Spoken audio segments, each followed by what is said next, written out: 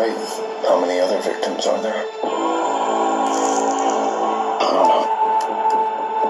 You are a serial killer. You love that you're getting away with murder and you cannot wait to kill again. Have you learned nothing? Hello everybody, welcome back to Screenstars, welcome to my review for Dexter New Blood. The final outing, it seems, for Dexter.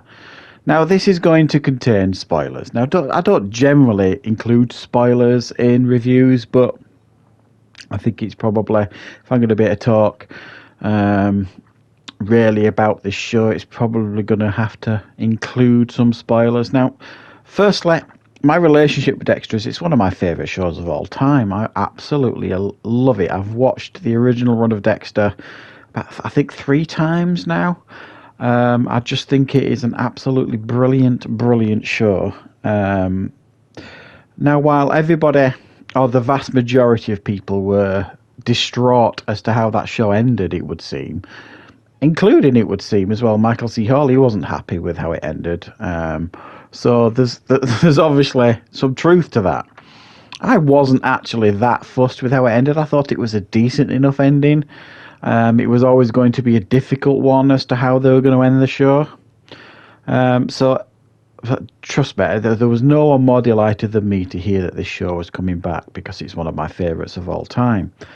So I've been really excited for Dexter New Blood. Now, I did review the pilot episode a couple of months back when it first aired. And I've been waiting patiently every week and watched each episode with my wife. And it's finished. It's over. It's done. And my overall feelings toward this show is it was incredibly high quality stuff. I really enjoyed it. I thought it felt like the Dexter of old at times, but it also felt fresh and new, the new direction, the new place he was in. So it really did feel like they'd given Dexter a new coat of paint here, and it really worked. And it was almost like you were seeing the old Dexter slowly coming out of his shell in the first few episodes. And what we get here is he's living in Iron Lake. It's like a decade after he left Miami, abandoned his son. He's been living a life of peace. He hasn't killed for pretty much a decade. And we see in the very first episode that he gets very much into his old habits fairly quickly, because he ends up killing someone and he has to cover that up. And then his son Harrison returns, which was a big shocker. He initially rejects him, and then he admits who he is and takes his son in. And then he slowly comes to realise that his son is carrying a very similar darkness to him, a dark passenger, very much like him. And he feels like he has to try his best to take his son under his wing. But the villain in this show, played by Clancy Brown, who I thought was brilliant, one of the strongest villains on the show, also takes Harrison under his wing. And for a large portion of this 10 episodes, Harrison responds much better to the Clancy Brown character, Kurt Caldwell, and is very much rejecting his dad for much of this series.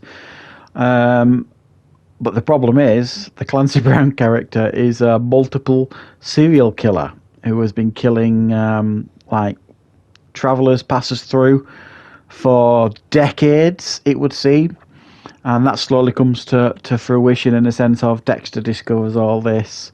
And then he's in a relationship, Dexter, with the police chief, Angela, who also, as the show goes on over these 10 episodes, comes to slowly realise that Dexter is not who he says he is. Because initially, he's going under the name of Jim Lindsay.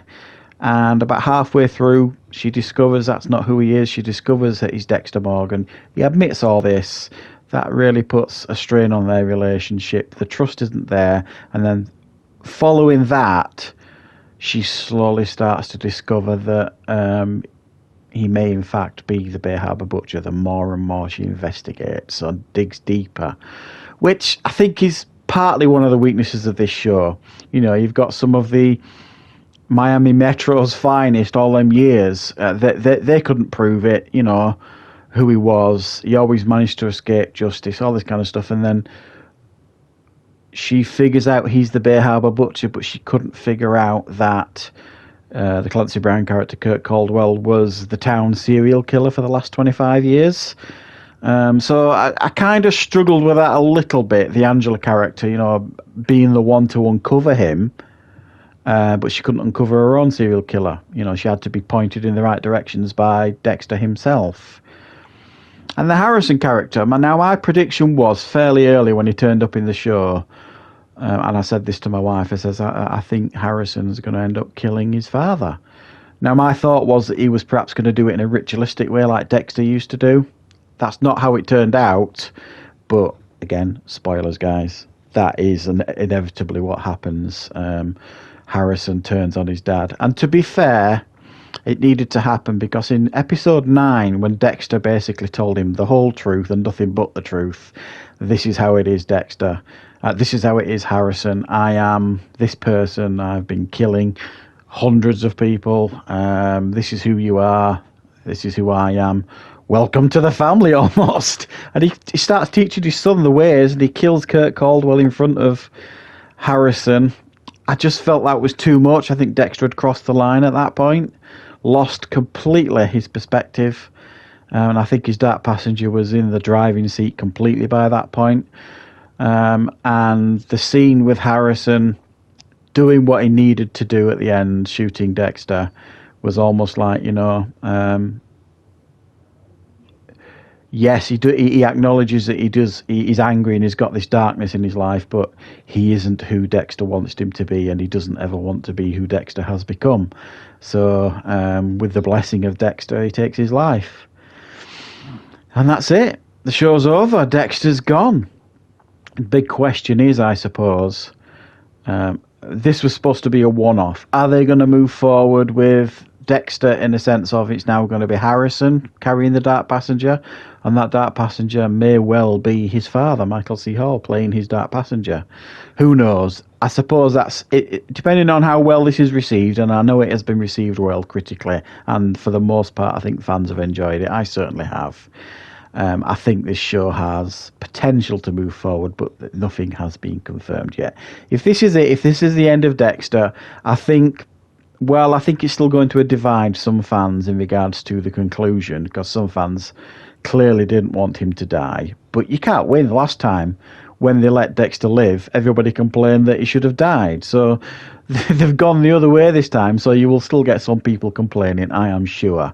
But I have to say I was very, very satisfied with these 10 episodes of Dexter. Reminded me what a fantastic show this was when it was at its peak. And I'm going to give it a very, very strong 9 out of 10. I'm sad it's ended. I'm sad Dexter's gone, but I thoroughly enjoyed these final 10 episodes of this wonderful, wonderful show. So let me know in the comments, guys, what you thought of Dexter New Blood, and I'll be back with plenty more content on the channel very, very soon.